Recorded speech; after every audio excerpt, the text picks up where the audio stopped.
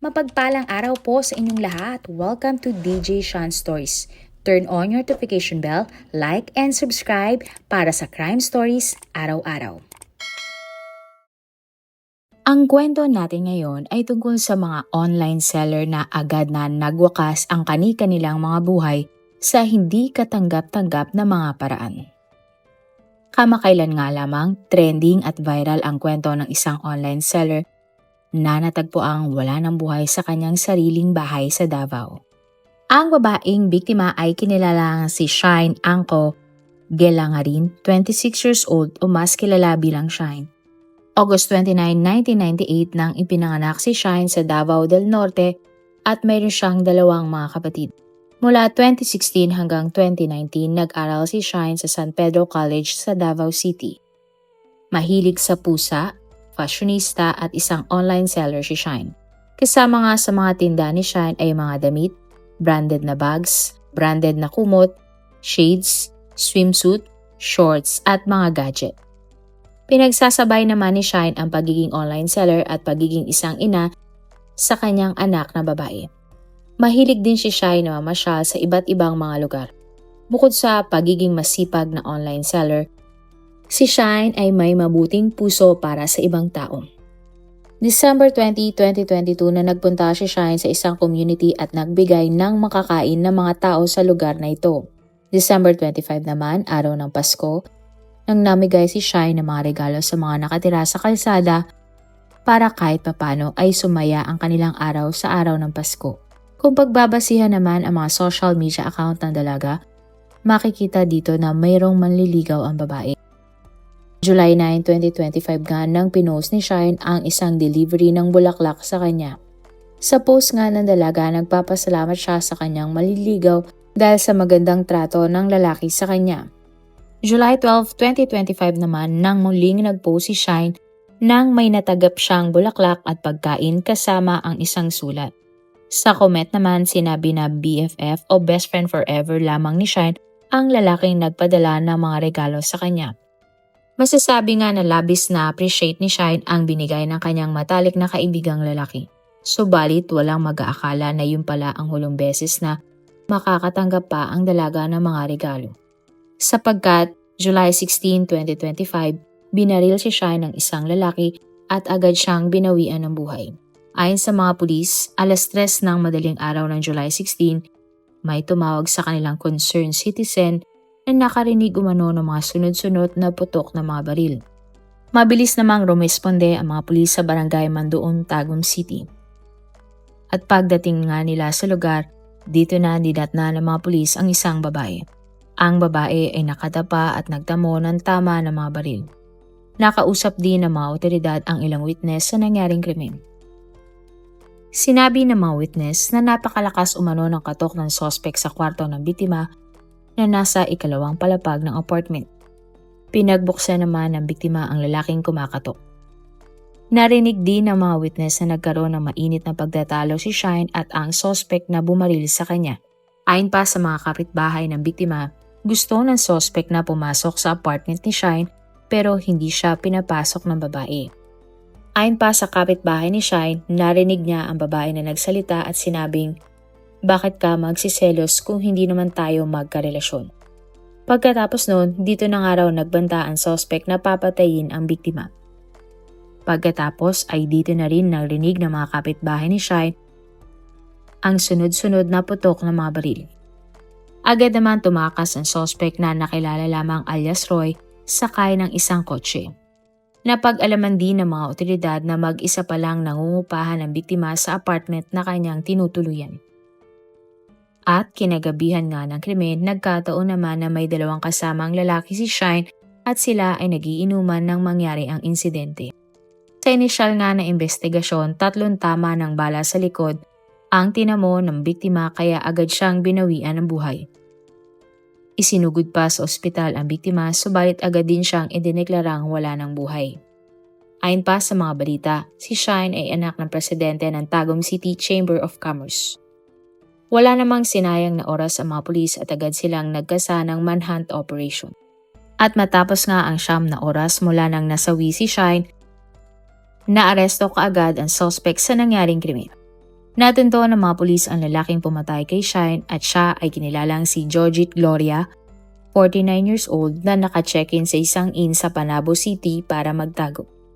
Na-recover mula sa suspect ang isang baril na pinaniniwala ang ginamit niya para patayin si Shine.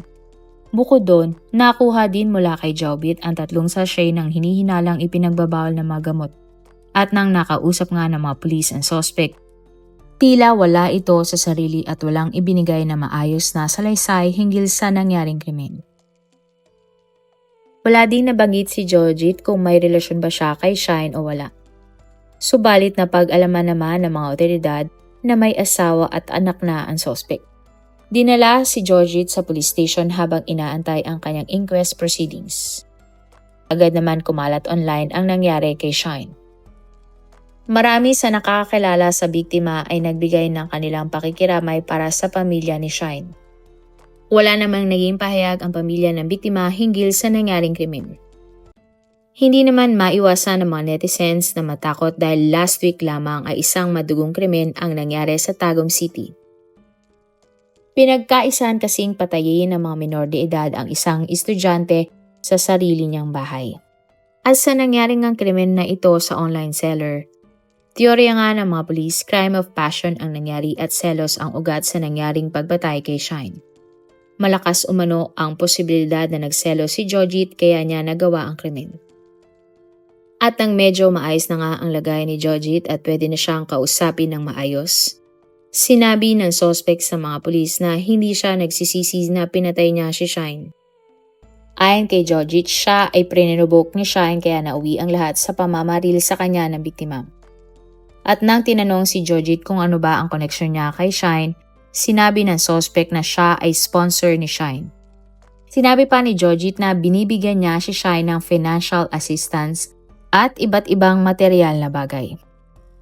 Wala namang lumabas na balita tungkol sa dalawang lalaki na kainuman umano ni Shine bago siya patayin ni Georgette. Sa interview kay Georgette, inamin niya na dati na siyang nakulong dahil sa ipinagbabawal na gamot. At ayon sa mga balita, sinabi ng Davao Norte Police Provincial Office na may mga residue umano ng ipinagbabawal na gamot sa loob ng kwarto ng biktima. At sa ngayon, nasa kustodiya na ng mga pulis si Georgette at nahaharap nga sa mga kasong murder, illegal possession of firearms at illegal possession of dangerous drugs habang nagpapatuloy ang investigasyon upang alamin ang motibo ng pamamaril ng suspect sa biktima. Hatol naman na habang buhay na pagkakulong ang maaring makuhang parusa ni Georgette para sa pagpatay niya sa online seller na si Shine. Ang pangalawang babae sa ating kwento ngayon ay isa ding online seller na si Regine Austria Ebueng, 33 years old. Nagmula si Regine sa Balanga City, Bataan at siya ay pinanganak ng June 25, 1989. Ang mga tinitinda ni Regine ay gold na alahas, relo, damit, branded bags at iba't ibang mga beauty products at mga produkto na mula sa Japan. Kasama din sa negosyo ni Regine ay ang Regine Beauty Lounge, kung saan siya ang gumagawa ng lash extension. May mga 3 anak na si Regine na isang babae at 2 mga lalaki. Ang tatay ng bunsong anak ni Regine at kasalukuyan niyang live-in partner ay si Aldrin John Soriano, 40 years old na mula sa Barangay Tenejero. Sa mga larawan ni na Regine at Aldrin, masasabi na mahal nila ang isa't isa. Mahilig din magbanding ang pamilya ni Regine at Aldrin sa iba't ibang mga lugar. Buo din ang suporta ni Aldrin kay Regine sa mga negosyo nito habang ang lalaki ay walang trabaho. Masasabi ngang super mom si Regine dahil napagsasabay niya ang pagiging ina, online seller at live-in partner ni Aldrin sa kabila ng mga hamon niya sa buhay. Si Regine kasi ay may sakit na goiter at may sakit din sa puso. Subalit sa kabila nun, nagagawa ni Regine na buhayin na mag-isa ang kanyang buong pamilya. Sa isang post nga ni Regine sa kanyang Facebook account, sinabi nito ang mga katagang, "Kahit anuman ang pagsubok, lagi kayong ang dahilan kung bakit ako patuloy na matatag. I love you." Kasama pa nga sa pinopost ng mga biktima ay ang masasayang larawan nila buong pamilya. Subalit sa kabila ng mga ipinopost pala ni Regine na family picture na sila ay masaya, Sa likod pala nito, mayroong isang hindi magandang realidad. Sa tuwing nagkakaroon ng alitan sina Regine at Aldrin, sinasaktan pala ni Aldrin si Regine. Ilang beses pang naulit ang pananakit ni Aldrin sa online seller na si Regine. Ang hindi magandang trato ni Aldrin sa kanyang kinakasama na si Regine ay natuldukan nga ng September 4, 2022.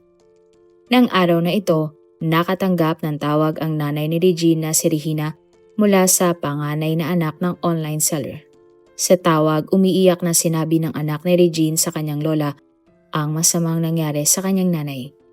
Dali-dali namang sumugod ang ginang sa bahay ni Regine. At nang nakarating nga siya sa bahay, wala nang buhay nang nadatna ni Regina ang anak niya sa sahig ng bahay. Walang pagsidlad nga ang lugkot ng ginang na pagtanto niyang hindi na pala niya makakasama pa ang kanyang anak. Agad namang tumawag ng mga pulis si Regina para i-report ang nangyaring krimen. Ayon sa mga balita, binaril si Regine sa harap mismo ng kanyang tatlong mga anak ng live-in partner ng biktima na si Aldrin. Matapos nga ang krimen, nagawa pa ng panganay na anak ni Regine na tumawag sa kanilang lola para isumbong ang ginawa ni Aldrin.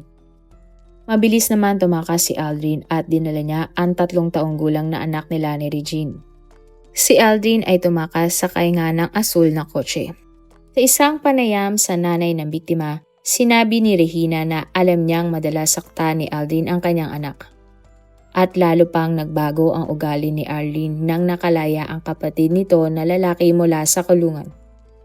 Ayon sa ginang, ang kapatid ni Aldrin ay sangkot sa ipinagbabawal na gamot. At nang nakalaya nga ito, may dala-dala itong mga ipinagbabawal na gamot. Ang gusto ni Aldrin ay magbenta siya ng ipinagbabawal na gamot na mariin namang tinutulan ni Regine. At ang mas nakakalungkot pa nga, kagagaling lang pala ni Regine sa ospital bago siya paslangin. Nasa ospital ang biktima dahil sa tindi ng pananakit sa kanya ni Aldrin.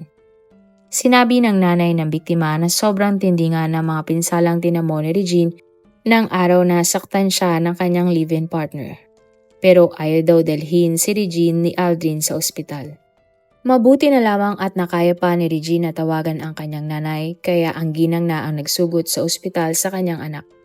Nasabi pa nga ni Regina na pag-uwi ng kanyang anak ni Regine sa kanilang tinitirhan, dinatna ng biktima si Aldrin na may kasamang ibang babae at nagre-repack ng ipinagbabawal na gamot sa loob pa mismo ng kanilang bahay. At nang nakita nga ni Regine ang ipinagbabawal na gamot, agad niya itong kinuha at itinapon sa lababo. At dito na nga nagdesisyon umano si Regine na tuluyan ng iwan si Aldrin. Pero lumalabas sa investigasyon na hindi sang-ayon si Aldrin sa hiwalayan na gusto ng biktima. Sapagkat alam ni Aldrin na hindi sa kanya mapupunta ang kustudiya ng kanilang anak ni Regine. Kaya naman nagsimula ng mag-away ang mag-live-in partner hanggang sa binaril na nga ni Aldrin si Regine.